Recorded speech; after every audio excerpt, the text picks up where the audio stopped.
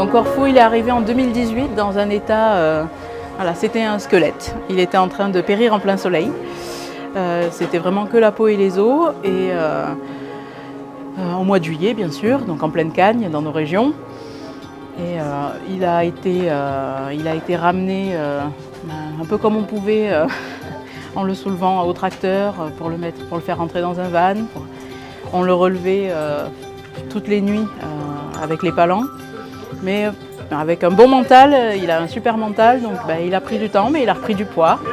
On sauve des chevaux issus de maltraitance ou d'abandon.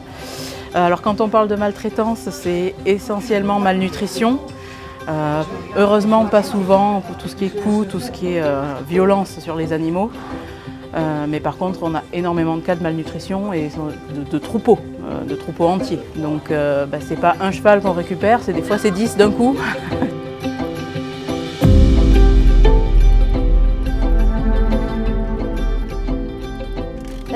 On a un site internet, alors du coup ils sont tous sur le site internet avec leur histoire expliquée, leur âge, etc.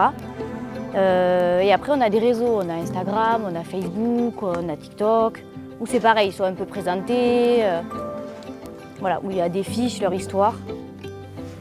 Mais bon, ça ne doit pas suffire. Eux, c'est des bébés biberons. Est-ce que c'est les mères qui n'en voulaient plus ou est-ce qu'il y a eu un problème avec les mamans, je ne sais pas. Et c'est des ânes à qui Paula, Loïs, qui avait le refuge, tenait beaucoup. C'est elle qui les a élevés au biberon. Elle a consacré toute sa vie aux soins des chevaux, même des animaux, parce que Paula, elle a eu un peu de tout. Elle a eu des singes, elle a eu des loups, elle a même eu, je crois, un lionceau. Donc elle a consacré toute sa vie au sauvetage des chevaux, aux chevaux voilà, en détresse, maltraités.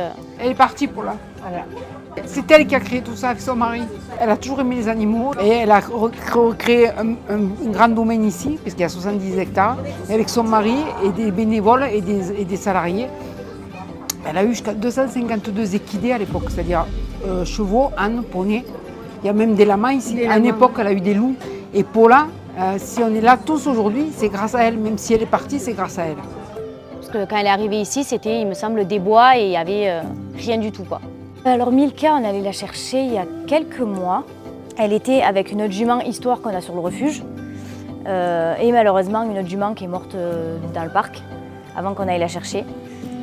Et le propriétaire, il s'en occupait plus. En fait, il avait mis son âne et ses deux juments chez quelqu'un qu'il connaissait et aucun des deux s'en occupait. Donc en fait, elles étaient en train de mourir de faim. Donc il y en a une qui est morte. On a récupéré les deux autres.